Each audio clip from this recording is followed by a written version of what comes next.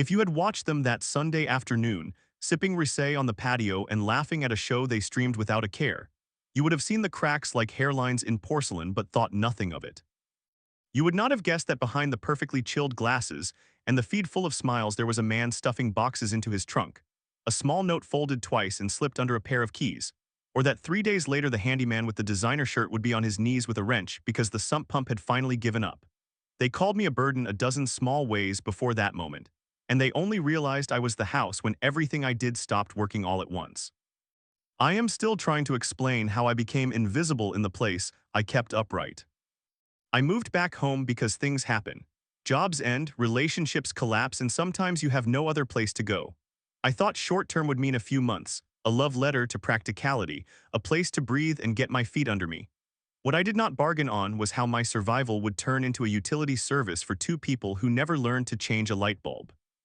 I fixed the leaky faucet in the guest bathroom the first week, the pipes under the sink with my bare hands because we needed that bathroom to work when her mother came to visit. I replaced the dryer belt at midnight so the wedding dress wouldn't stay damp. I stayed up on Sunday nights balancing bills because their credit card disappeared into that black hole where denial eats reality. I was the family IT support, which sounds small until you realize their careers depended on a steady connection and their social brand depended on flawless feeds. I set up the router, ran cable through the attic like a sneaky electrician, and learned how to reset passwords that had been forgotten 3 times each. When the husband couldn't send a resume because his email locked him out, I stayed until midnight rewriting his profile and formatting a portfolio because apparently being a creative consultant meant never actually using a computer. I drove the carpool, which meant morning coffee runs, cram sessions for a niece whose after-school life had more appointments than a small clinic, and midnight trips to the emergency vet when a needy dog swallowed a sock. I cleaned the gutters in November and cleared the eaves in March so no winter would leak into their curated life. I cooked when no one could be bothered and learned to read appliances like people read faces, anticipating which one would fail next. If you sat at the table, you would have seen them on their phones making plans for the weekend, worried about which restaurant would look best in a photograph. You would have heard their laughs and not the pinch of their words. They called me the roommate like it was a death sentence, not the son who had given up his chance at a bigger place to keep theirs from falling apart. They asked me to pick up the tab for little things and not notice when I paid larger ones. They took my overtime checks to top up their mortgage cushion and then complained that my presence complicated their new renovations. She would point out that my beard made the living room feel cluttered, and he would joke that I was freeloading while he scrolled listings for a new watch. Once, after I spent an entire afternoon rewiring the backyard lights so a dinner party would not be awkward, he laughed loud enough for the guests to hear and said, "If you weren't here, we'd have to hire someone." The room went quiet, but not for long, because the guests were already choosing filter angles. There were small cruelties that mattered more than loud insults. She left the thermostat at freezing in winter and called me dramatic when I shrugged a blanket on. He left his coffee cups in the sink until they grew a swim team of bacteria and then said, "You know I'm not good with chores," as if that absolved a lifetime of avoidance. When my mother called sick and needed rides to appointments, I rearranged a week of my life. They took those detours for granted, folding their gratitude into hashtags instead of conversations. I became, without fanfare, the bank for their mistakes. I covered late fees and bailouts. I took small transfers I could afford so they could keep weekend plans that cost more than either of them made in a week. There was one night, though, when the air between us became a wire under high voltage, and the thing they thought was my permanence finally sparked. I had fixed the garage door so their car could be safe, reset the main breaker because a child's science project had fried it, and slipped into bed worn raw. The next morning, after I'd saved them another week of cat sitting and run an errand so they could make an unsolicited brunch, she looked at me across the table and said, in front of her husband and 2 friends, "You know, if you could just learn to be a little less needy, maybe you wouldn't always be living on everyone else." He smirked like a man who'd rehearsed the line in his head between golf swings. I can still feel that sentence like frostbite, a sting that didn't wake me so much as unglue something inside. I didn't shout, I didn't slam doors. I went upstairs, packed a single bag with the smallest, most essential things that reminded me I had a life outside their curated mess, and left a note folded in my sister's planner.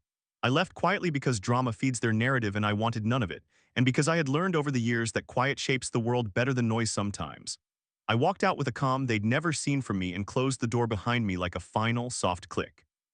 They were sitting at the kitchen island with the world on a glossy screen between them, clicking through villas with infinity pools and butlers while I refilled the sugar jar and replaced a light bulb nobody else noticed was out.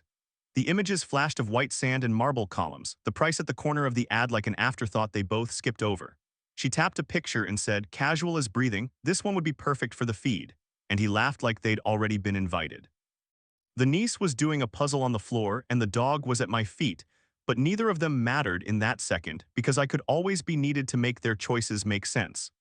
They had already decided the destination was a personal brand move, a week of curated perfection they insisted on having despite everything that actually mattered in the house. They kept talking about extras as if money were confetti. Private chef, boat day, sunset photographer, daily massages, a villa with an indoor pool and a staff house. I heard numbers in between superlatives, numbers that didn't add up, so I asked the question everyone expected me to swallow, how are you paying for it? It was meant to be practical, a dry check on reality. He looked at me like I'd asked him to solve a calculus problem with a crayon. She waved her hand like a magician brushing away applause and said, what does it matter? You'll cover the shortfall like always. The sentence was soft, but it landed like a brick. I had become their contingency plan, their invisible ATM and afternoon convenience store. This wasn't the first time. I had watched them click reserve on experiences they could not afford and then look at me with a smile that didn't reach their eyes, calculating how much of my next paycheck they'd skim.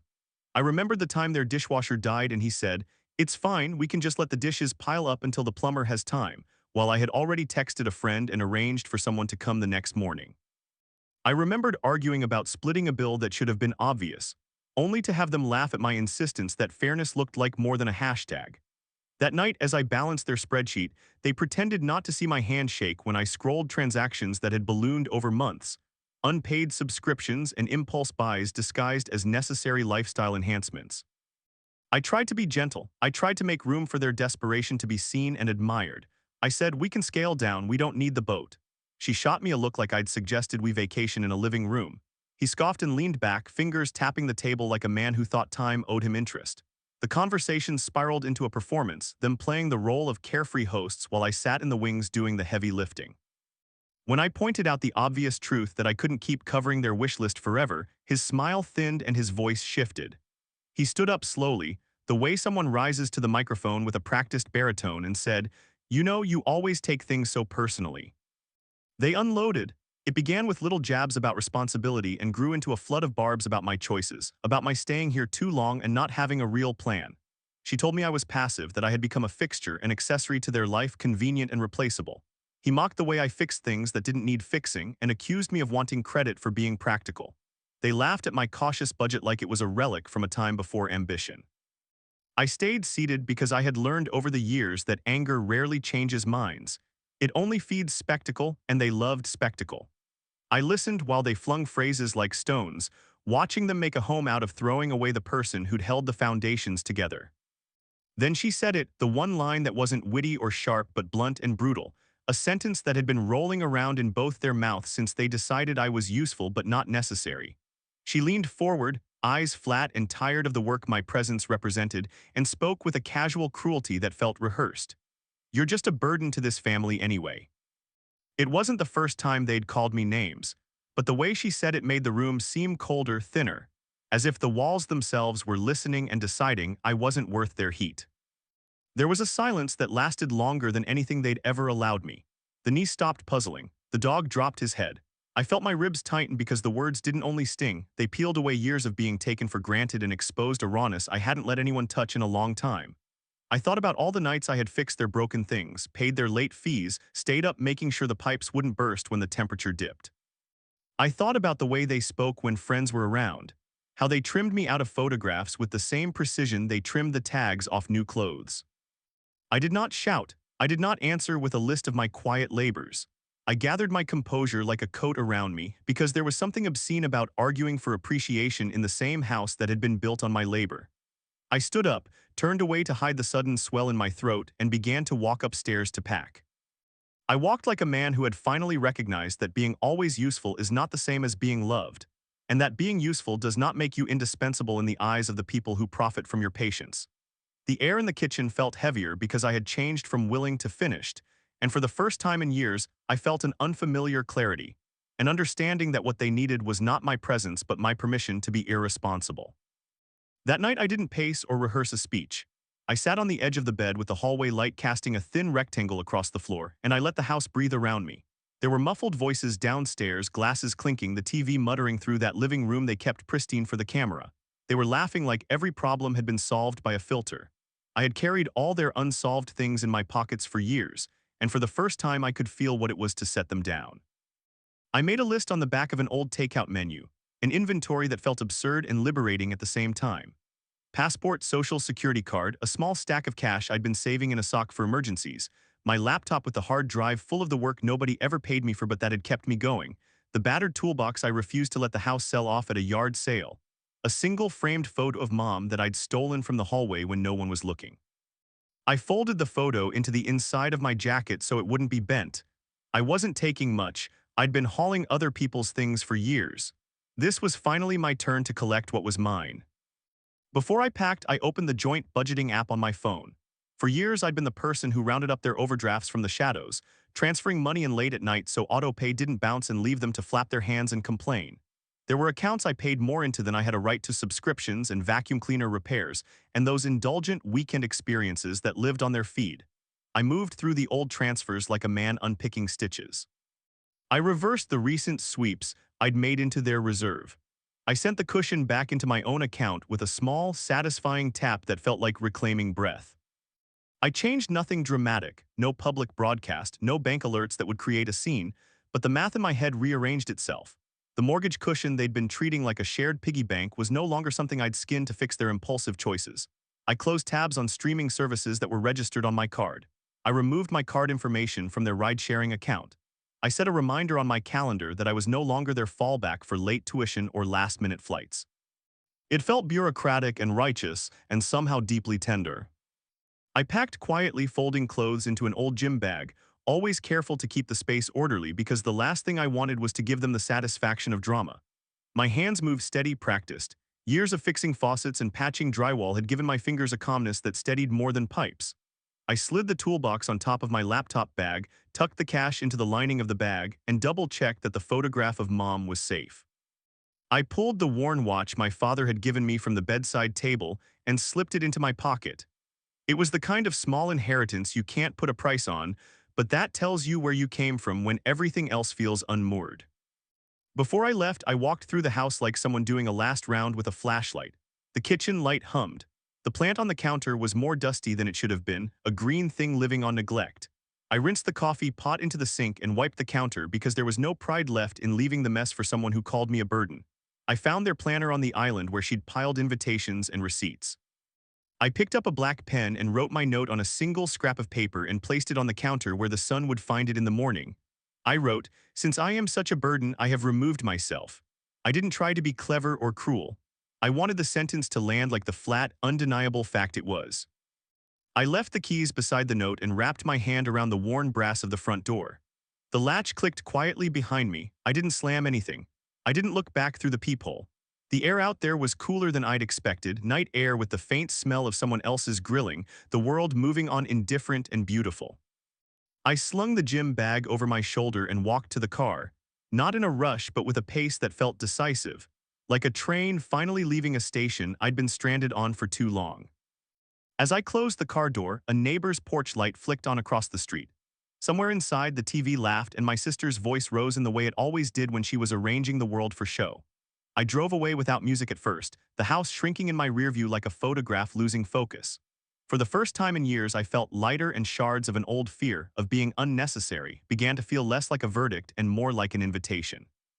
I had taken the smallest things that were mine.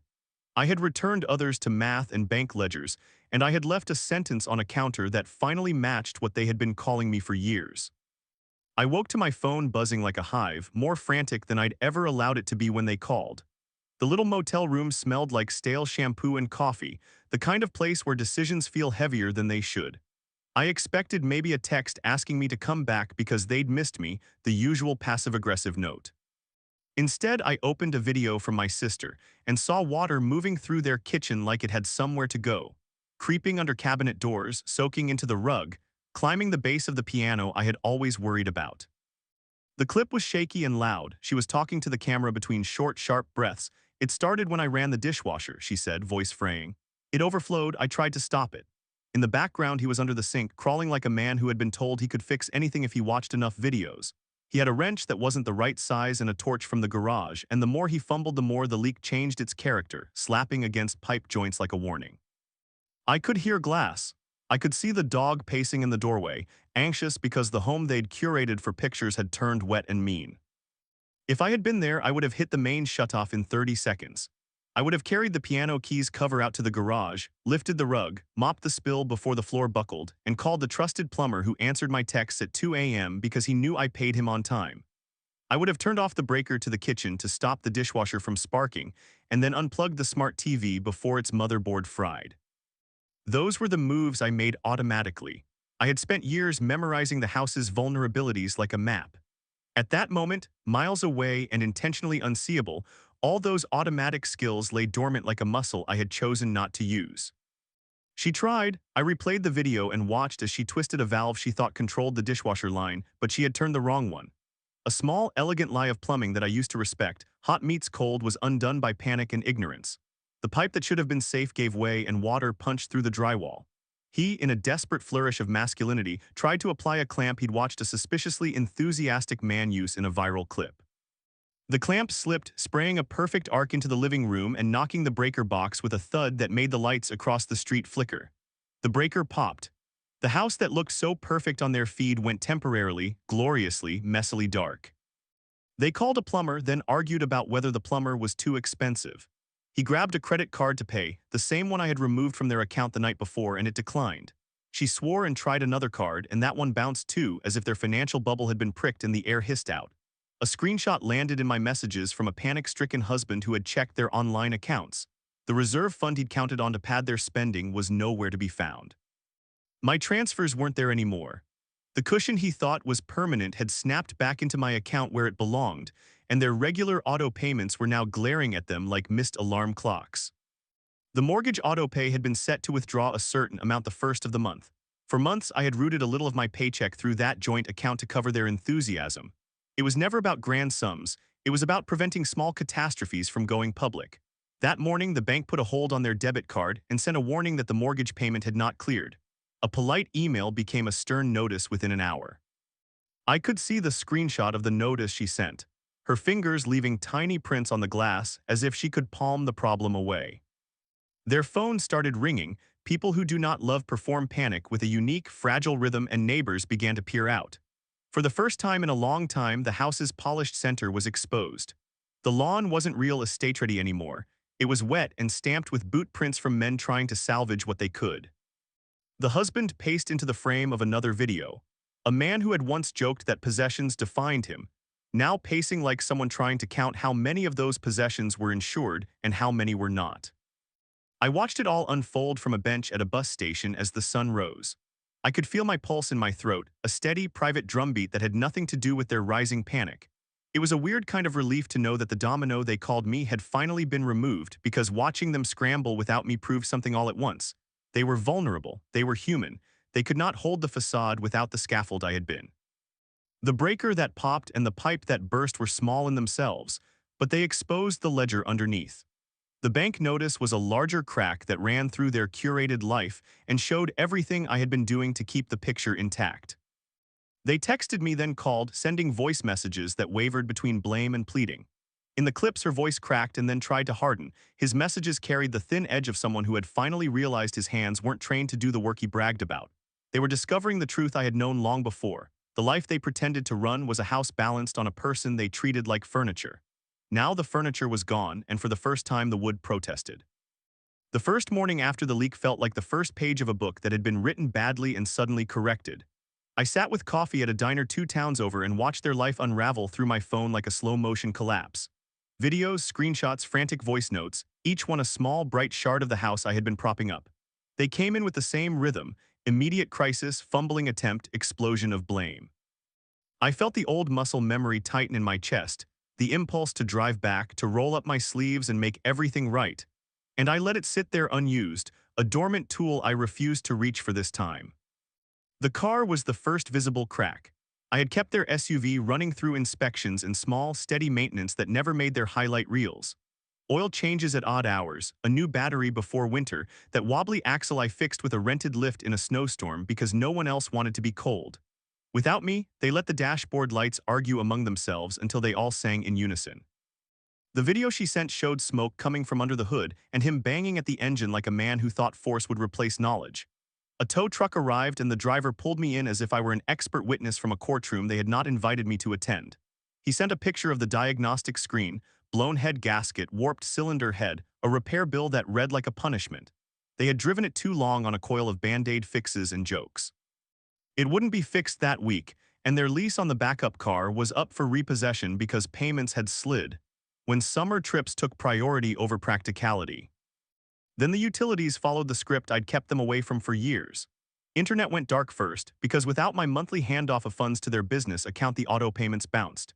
He was at his desk when the network blinked out mid-email, and a client waiting for a presentation was met with a frozen face and a rapidly redlining boss. Minutes became messages, became a terse video conference where his screen showed a single message: connection lost. His boss's tone moved from patient to cold in a matter of seconds, and I could almost hear the audit papers being pulled out. The landlord's friendly reminders escalated into late notices for the water and the electric.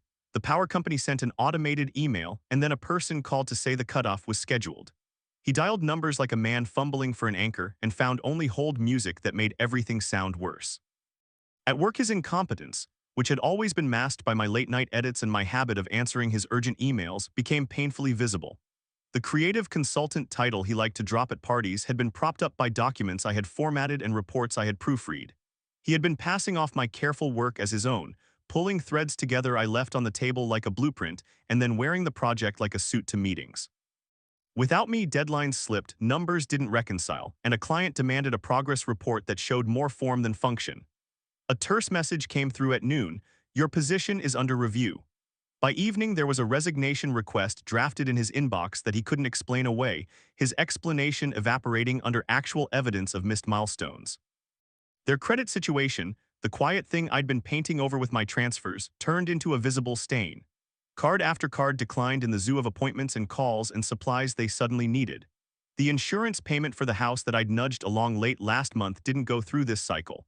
And when the plumber presented a bill for emergency services, it could not be settled on the debit cards they waved at like talismans. The plumber's office turned icy and asked for a deposit they didn't have.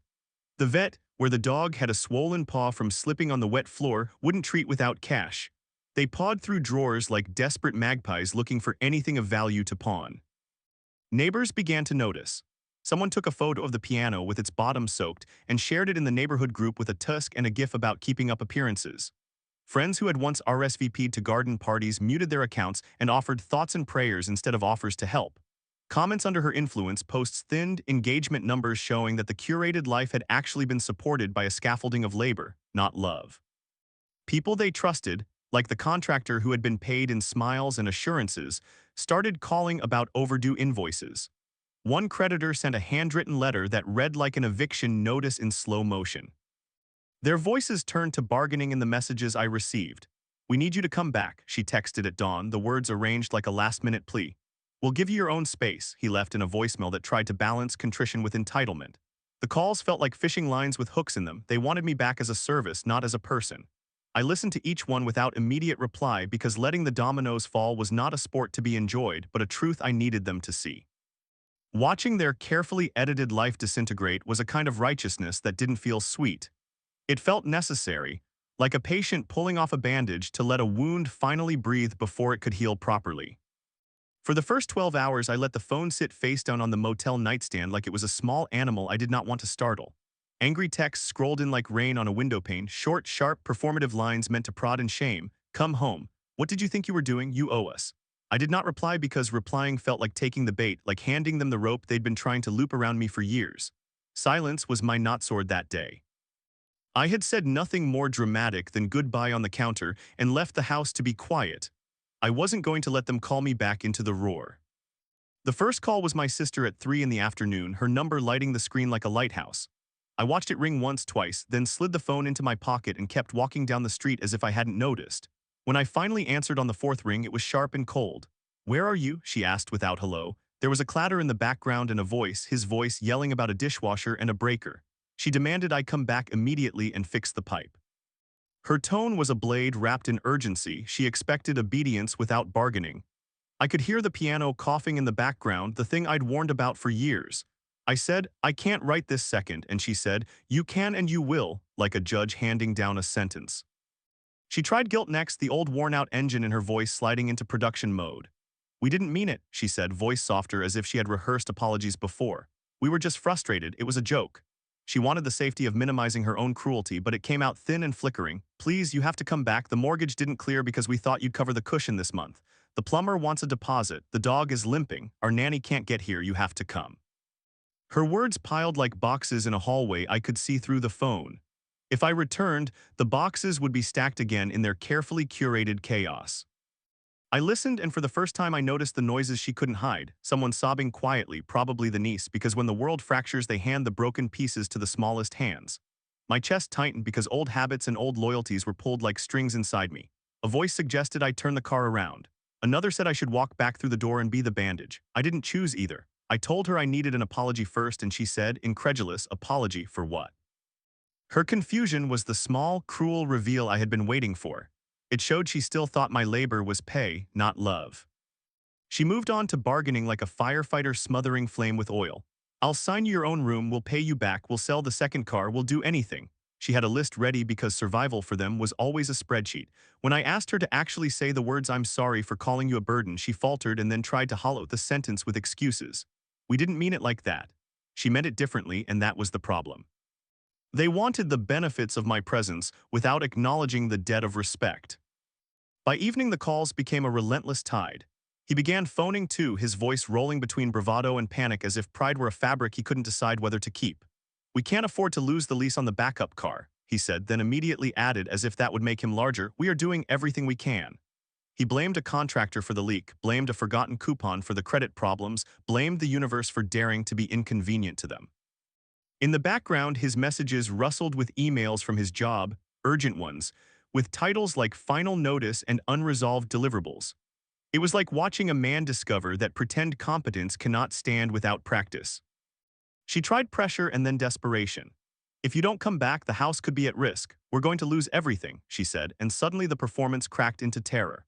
I heard her inhale sharply and realized she was no longer performing for the feed, she was performing for survival, and her voice trembled without the practiced edge it usually had. She started to beg in ways she had never begged me before, please, please, please, using short words like stones in a small child's hand.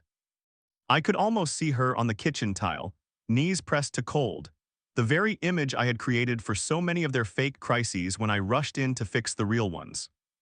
At one point she threatened to call the police for abandonment, a frustrated ploy that revealed how little she understood legal obligations versus emotional labor. That line felt like a final, absurdist attempt to weaponize me into being a resource they could summon on command.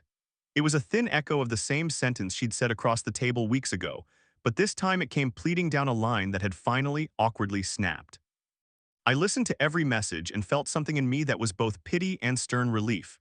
Their panic was not proof of my indispensability as a person, it was evidence I had been right to walk away.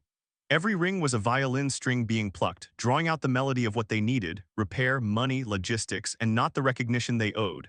I did not pick up for most calls. When I did, I spoke calmly and asked them to make concrete changes if I was to return. An apology, an accounting, a plan to pay me back and to learn the smallest things I had always done. They begged and then promised, none of which changed the fact that on the other end of the line they still only heard my utility, not my humanity. When I finally picked up, it was after a silence that felt like another person's life rewinding. Her number lit the screen and I thought about letting it go to voicemail, about how many times I had answered that tone with immediate solutions instead of questions. I hesitated, then pressed the button because something in me wanted to hear the end of the sentence I had left on the counter. Her voice came through bright, practiced, like someone who'd learned how to perform remorse on cue. I'm sorry you felt that way, she said, the exact phrasing I'd heard a dozen times before from people who wanted the moral high ground without the inconvenience of actual consequence. She followed it with a pause to let it land, then rushed into a litany of catastrophes as if the list itself would absolve her. She described it all in breathless detail as if reciting a shopping list. The plumber wanted a deposit. The painter called about additional water damage. The piano needed a restoration estimate. The SUV was in the shop and the lender wanted the backup payment immediately. The client he was supposed to pitch had pulled their account because of the missed delivery. The nanny had already packed her things.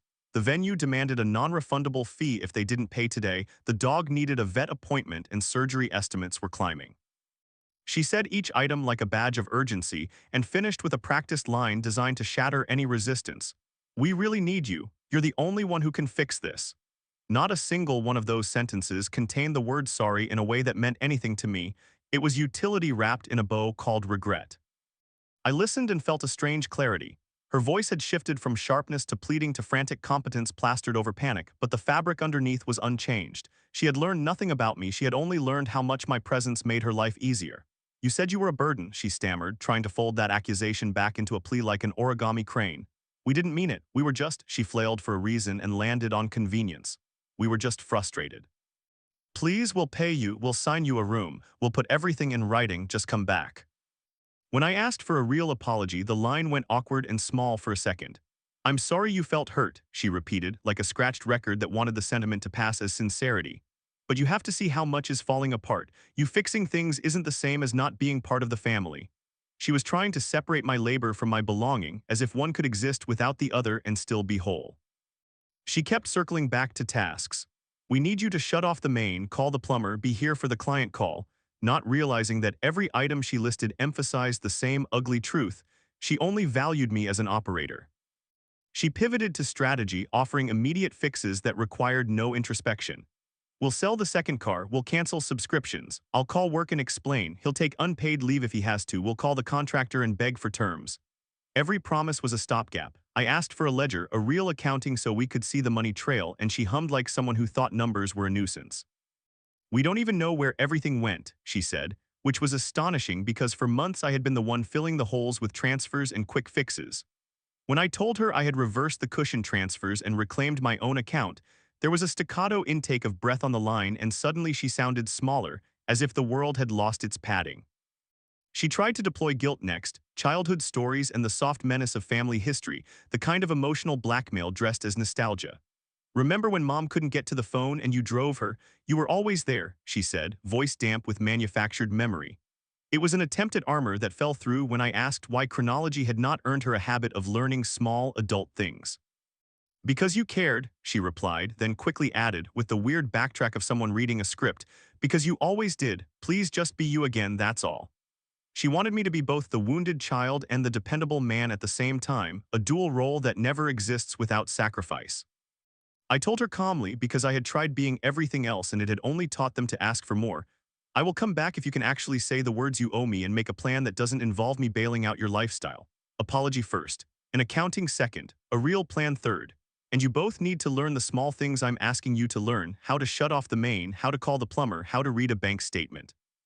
Her silence on the line was thin and then tight, like a balloon being let half down. She asked what I meant about the bank, and I answered plainly that I had removed my transfers and that the money was gone from their hands and returned to me, because I had stopped underwriting their choices without change. Her voice ricocheted between bargaining and thin rage when I refused to give an immediate yes. "We can't lose everything," she said, trying to floor me with panic. "You'd be hurting us." The sentence was familiar and poisonous. It wanted me to equate my leaving with abuse. I told her I understood their desperation, but I would not be reduced to a remedy without respect. There was a brief raw sob on the line, maybe the niece or the wife, and then she asked softer now if I could at least come and pick up some important documents the landlord needed. I agreed to that and nothing more. When I hung up, I felt no triumph but a steady resolve. Her non-apology had revealed the same face I had walked away from, someone who needed what I did, not who I was. When I called her back, it wasn't because I wanted to be coaxed into returning. It was because I owed them the courtesy of an answer, and because there are some curtains you pull closed with intention instead of leaving to bill collectors and patience. Her voice was softer than before, threaded with exhaustion, and that old practiced urgency that sounded like someone who had learned to ration panic so it lasted through the week. I listened to the list of immediate catastrophes once more, the laundry of emergencies she threw at me like a last-ditch sales pitch. I let it play out while I made coffee in a motel room with a kettle on a hot plate, watching steam measure the distance between then and now. I told her what I had told her before, only clearer and without the urge to soften my words for their comfort. I said, I am not your handyman anymore. I said, I will not be your financial buffer or your after-hours IT. I said, I will not make your appointments for you or answer your urgent client emails at midnight. When she tried to interrupt with a promise to change, I told her promises have a habit of shrinking in the face of convenience, and I asked for something concrete instead of air. I laid down 3 things I would accept if the world she had built required me to step back into it: a real apology spoken aloud, a full accounting of the money they expected me to replace with clear dates, and a plan showing what they would actually do differently. None of those are martyrdom. They are the scaffolding of accountability. She asked, voice trembling now, if there was anything at all I might do right away. I paused because the temptation to be needed is a siren song that once steered my whole life. I thought about the piano, about the dog, about the niece who still left crayons in the couch. Then I thought about the number of times my small acts had been used as proof that I was less of a person and more of a utility. I said, I will collect the documents the landlord needs. I will sign papers so there is no legal limbo, and I will help you find a plumber you can afford on a payment plan, but I will not do the work for you. I told her those 3 things were the boundary, not a negotiation. She sounded incredulous, then frantic, then finally defeated, and I could hear the way her breath shortened when she realized she could not coax me with the old methods anymore. He called in the middle of that conversation, his voice a mixture of bravado and a man learning humility too late. He tried to explain away the missed payments with business jargon and denials, and when I cut him off and said I had already returned the transfers I had been making, there was a sharp intaking of breath that sounded like a man who had counted on credit as comfort. I told him the same thing I told her: I am not at your disposal. I told him they had to learn the small things I had taught them 1,000 times. Because parenting and adulthood and responsible relationship to money are not things you outsource to the most patient person in your life.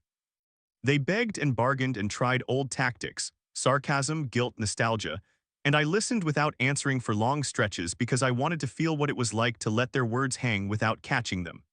When I did speak, I kept my voice level, careful not to give them the drama they wanted and not to reward their manipulation with an emotional rescue. I told them where I lived now in a very practical way, because leaving does not mean vanishing off the face of the earth, and because some things should be easy even when everything else is fraught. I told them I wished them luck because that is true in the simplest sense. I hoped they would find the humility to rebuild what they'd been living on.